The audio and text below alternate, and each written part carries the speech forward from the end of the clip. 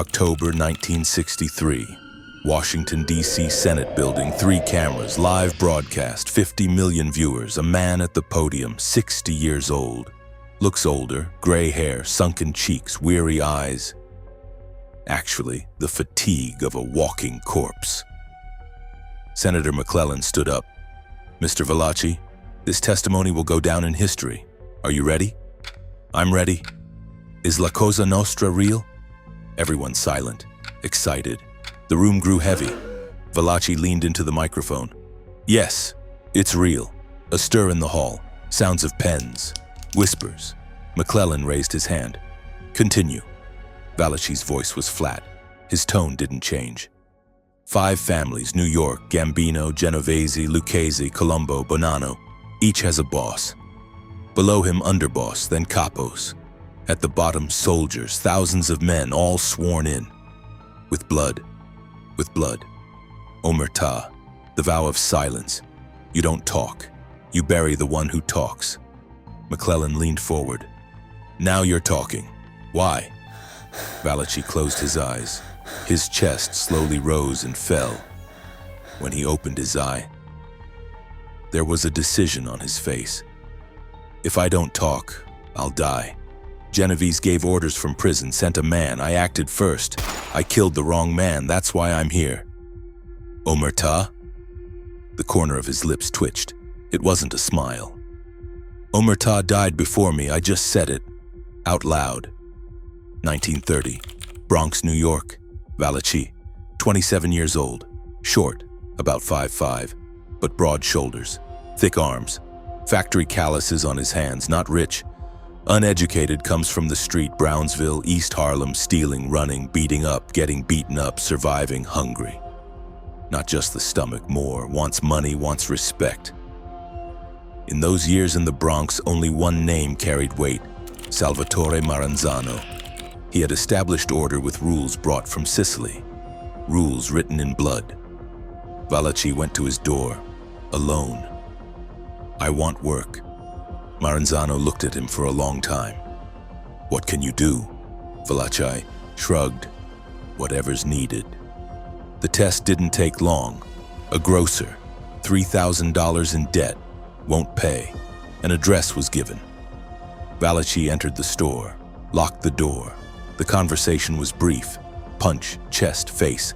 The man fell to the ground, lost his breath. Valachi emptied the cash register. The drawer, too.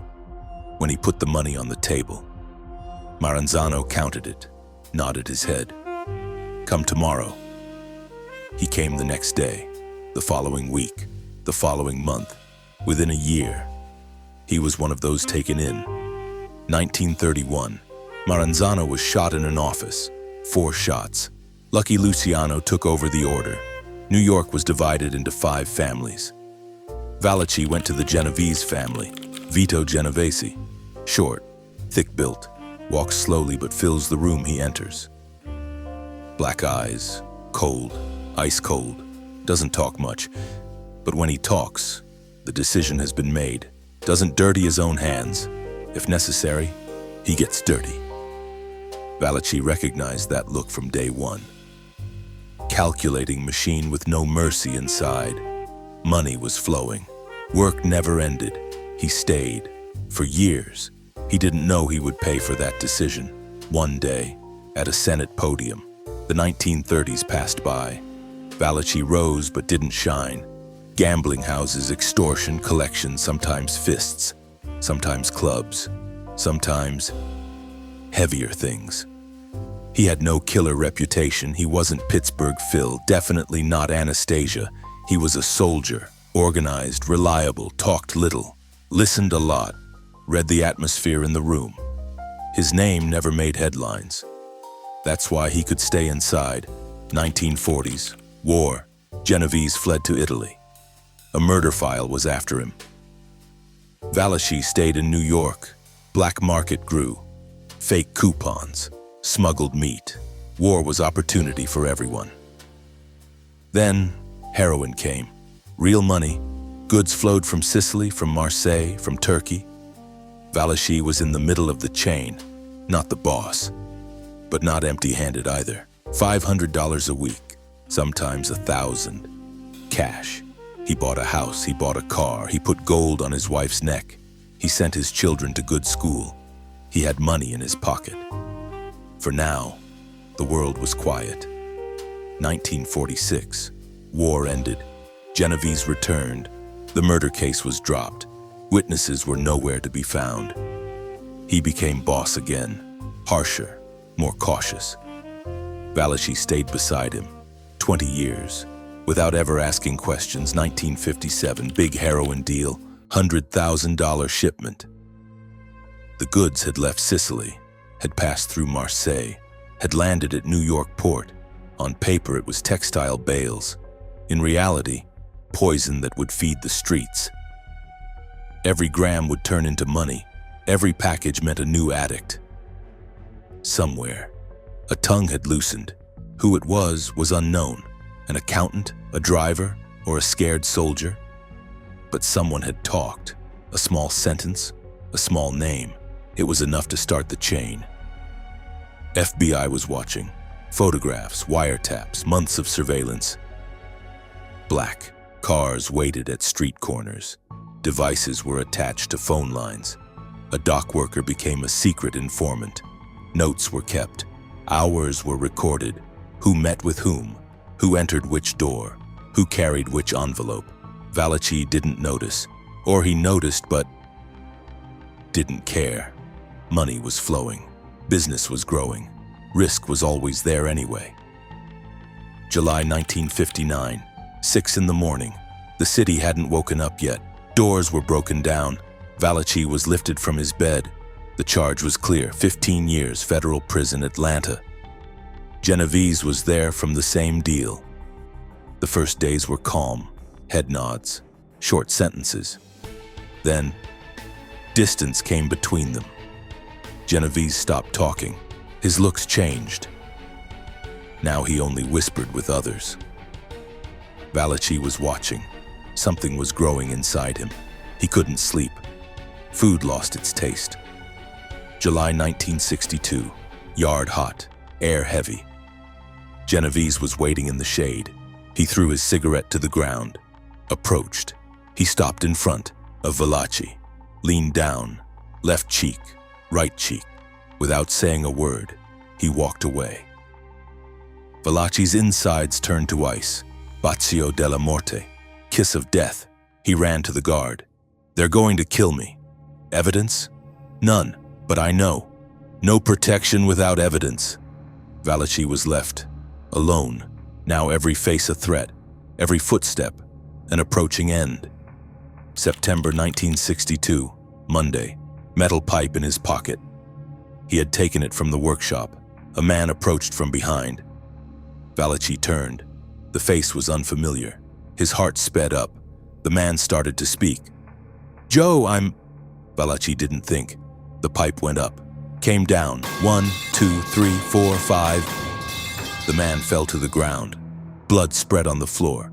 Valachi leaned down. He saw the face. John Saupp, Irish prisoner, was inside for fraud. Wrong man.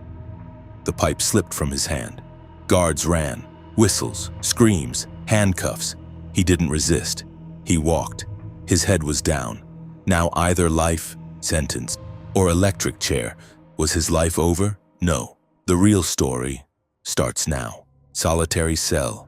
4 walls, 1 bed, no window, a small bulb in the ceiling. Never goes out, day or night. Light neither decreases nor increases, makes time. Forgotten.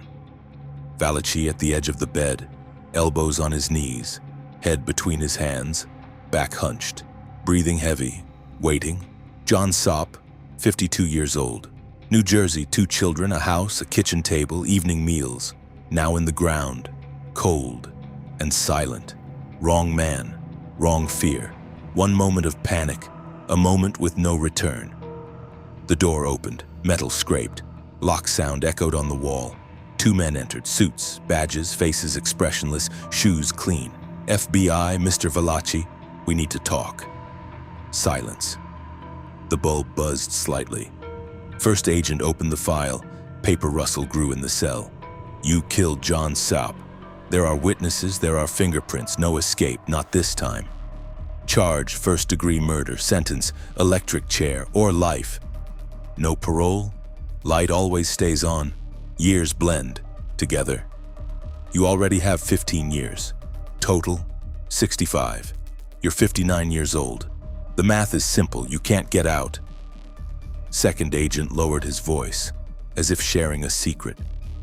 Georgia uses the electric chair, you get strapped. Belts tightened. Wet sponge on your head, 2,000 volts, body locks up, smoke rises, smell of burning.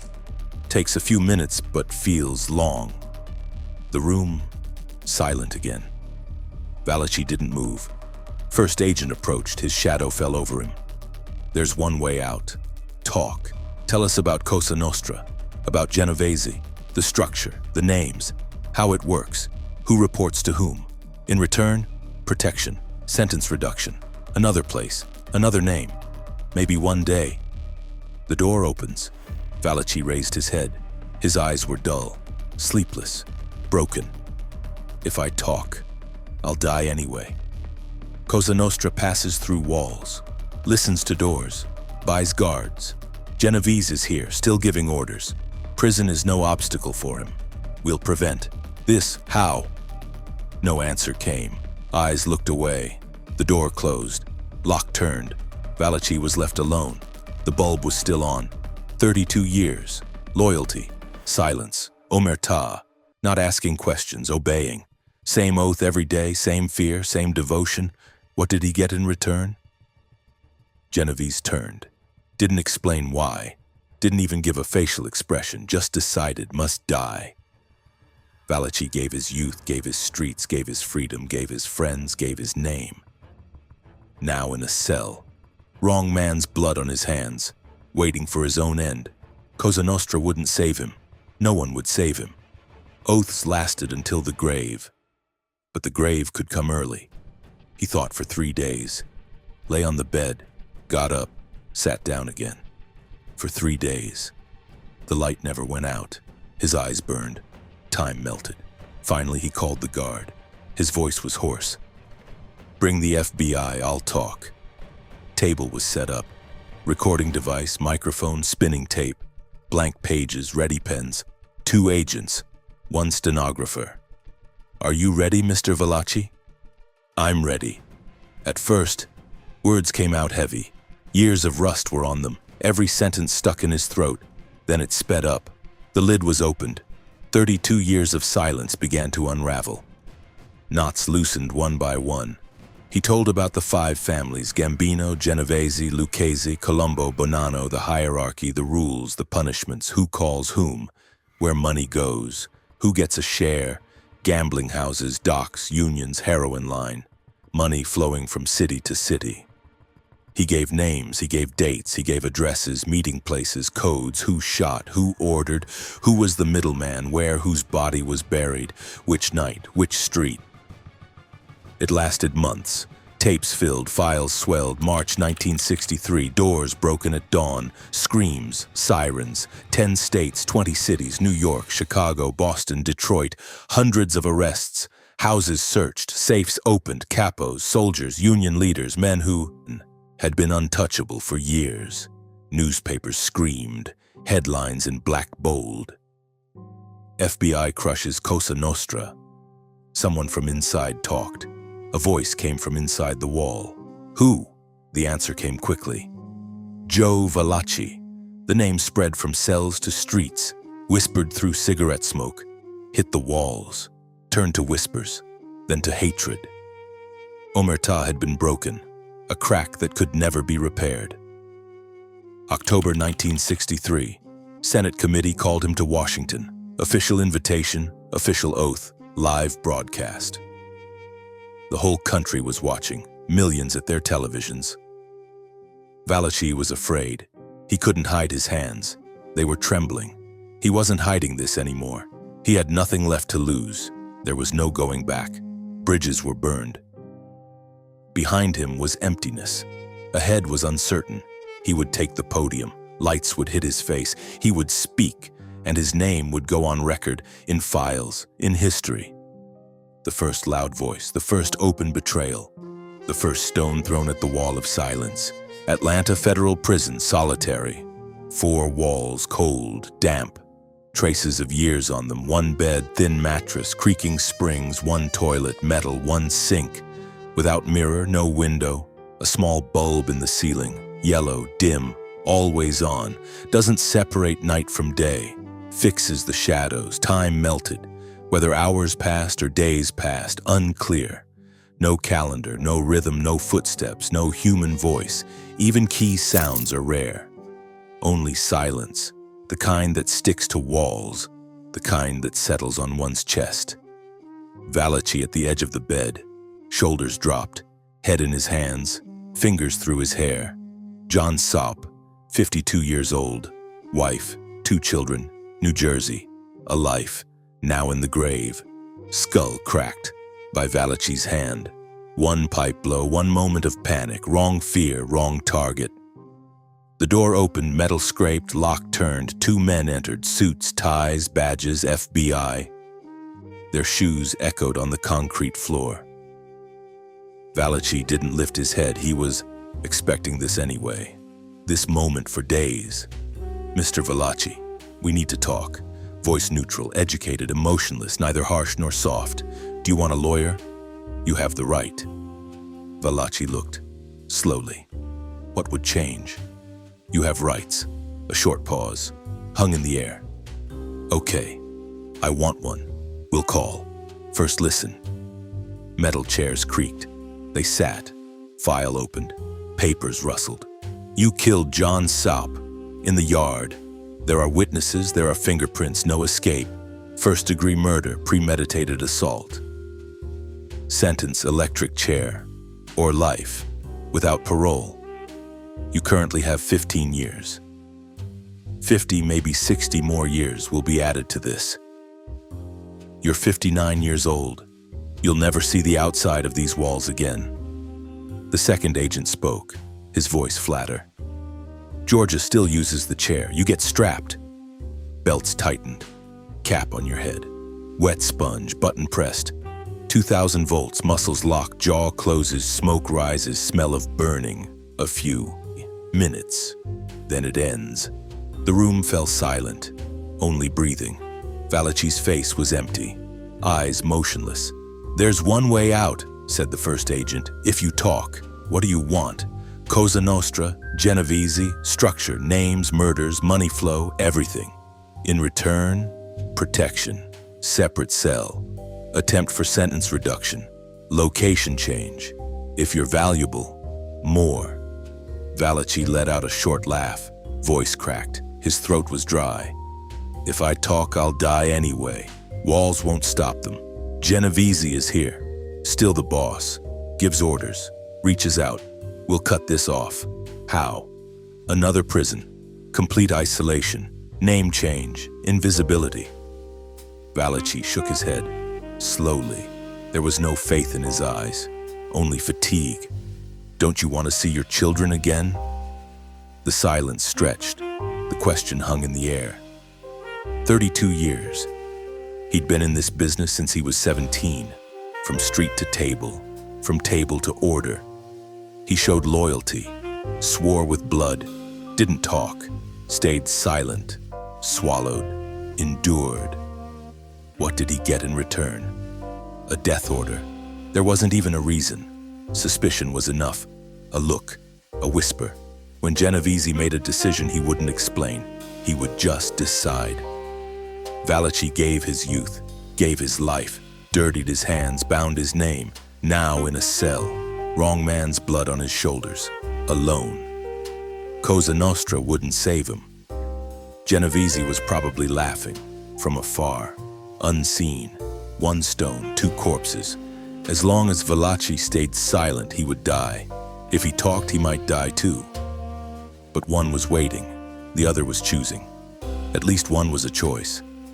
He thought for 3 days. Food came, went. Light never went out. Shadow didn't change position. On the 3rd day, he called the guard. Bring the FBI, I'll talk. Table was set up. Recording device, microphone, spinning tape. Red light came on. 2 agents, 1 stenographer, 1 lawyer, small room, closed door, big break. "Are you ready, Mr. Valachi?" "I'm ready." At first, words were heavy. Years of rust were on them, came out hard from his lips. Then it opened. Flow began. He told about the 5 families: Gambino, Genovese, Lucchese, Colombo, Bonanno. He drew the hierarchy: boss, underboss, consigliere, capo, soldiers. He explained the money flow: gambling, heroin, unions, docks, construction, extortion. He gave names, he gave dates, he gave places, meetings, warehouses, restaurant back rooms. Who ordered? Who pulled the trigger? Who stayed silent? Where they were buried: Albert Anastasia, Joe Adonis, Frank Costello, Lucky Luciano. It lasted months, hours added to days, tapes filled, FBI wrote, recorded, cross-checked, drew maps. For the first time, someone from inside was talking this openly, breaking the oath, tearing down the wall. March 1963, doors broken at dawn, sirens, footsteps, 10 states, 20 cities, New York, New Jersey, Chicago, Boston, Detroit, hundreds of arrests, capos, soldiers, union men, brokers. Television screamed, newspapers printed, blow to Cosa Nostra. A witness from inside, historic confession. The name was kept secret for a while. Whispers circulated from cells to clubs, then it became clear. Joe Valachi. The news flowed from cells to streets. Omertà had been broken. The oath was shattered. This would not be forgotten. October 1963.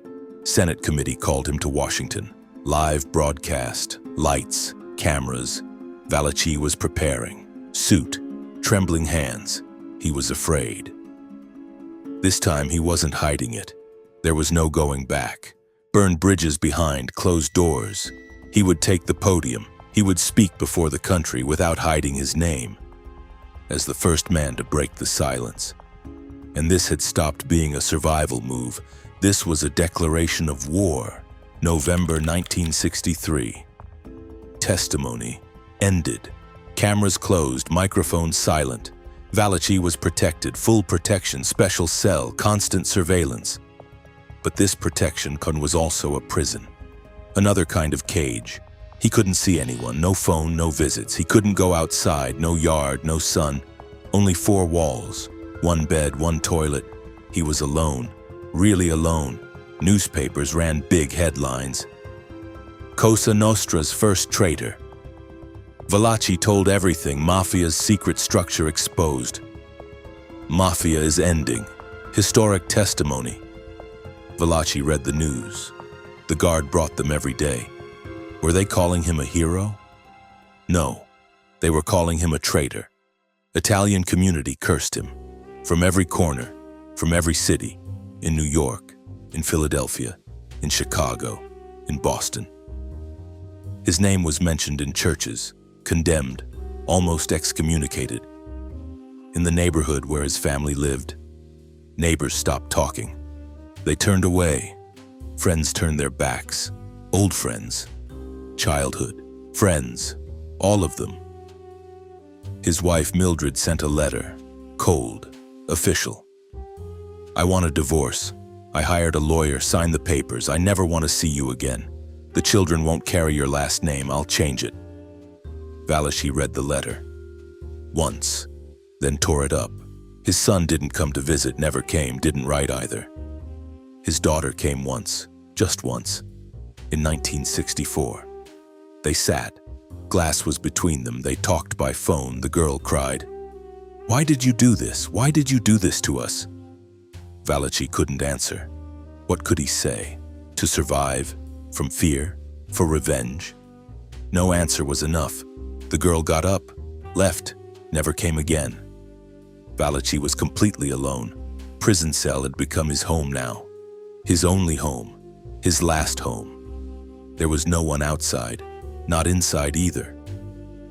Years passed, heavy, silent, stuck to each other. Every morning, same bulb. Every night, same ceiling. Light never went out. It became difficult to distinguish night from day, Food came. He ate, not knowing why he ate. Books came. He read, forgetting what he read. Detective novels, westerns, history books, pages turned, words flowed, none stayed inside. He wrote like a diary, but he didn't know for whom he was writing. No one read, no one wondered. Still he wrote. What else could he do? Valachi was aging, quickly and quietly, his hair completely grayed, thinned and fell out, his face filled with deep lines, collapsed. Bones became prominent, eyes faded, that old calculating machine brightness in them was gone. When he looked in the mirror, he didn't recognize himself. Who is this? Who is this old man? Is this me?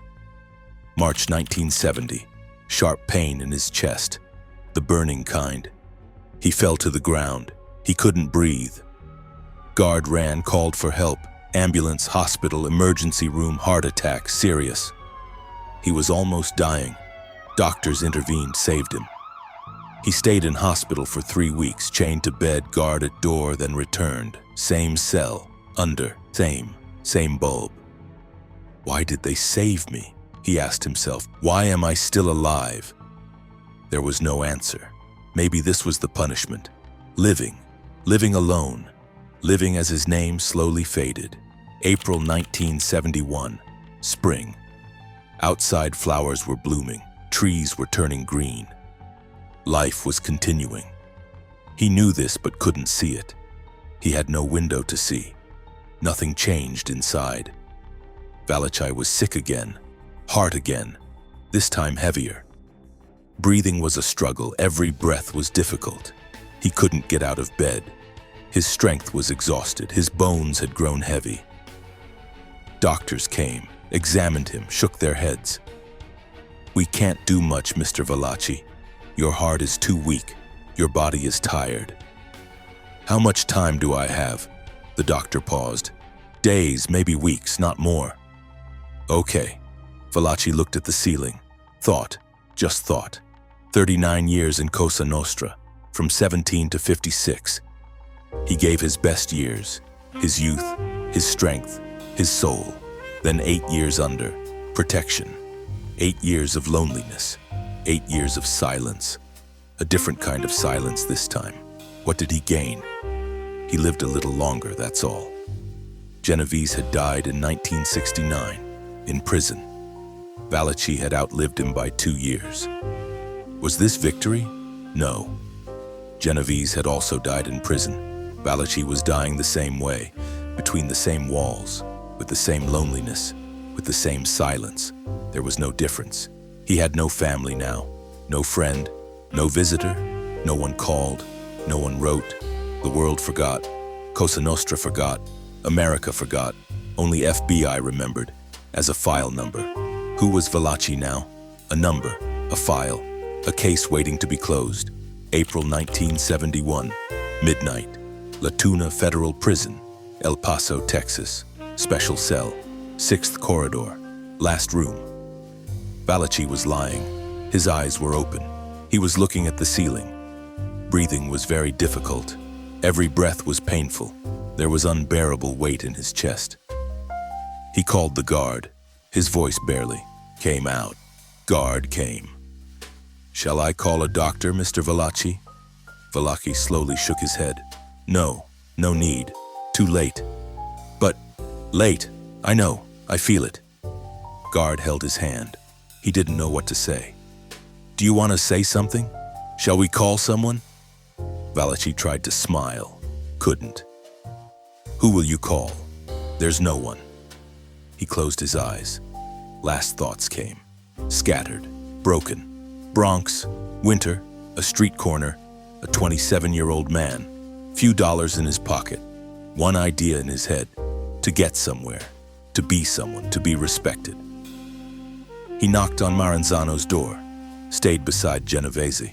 Served 30 years. Loyalty. Silence. Omertà. Then Genovese turned. Didn't explain why. He had decided, that's all. Valachi talked. Hundreds of arrests happened. Cosa Nostra was shaken, but it didn't disappear. The system paused, then continued. Only Valachi was finished. His breath slowed. His heart slowed. Stopped. Joseph Valachi died April 3rd, 1971. 3 in the morning, 68 years old. La Tuna Federal Prison, El Paso, Texas, in special cell. Alone. No one was beside him, only a guard, a stranger. Funeral was small and quiet. No one from his family came.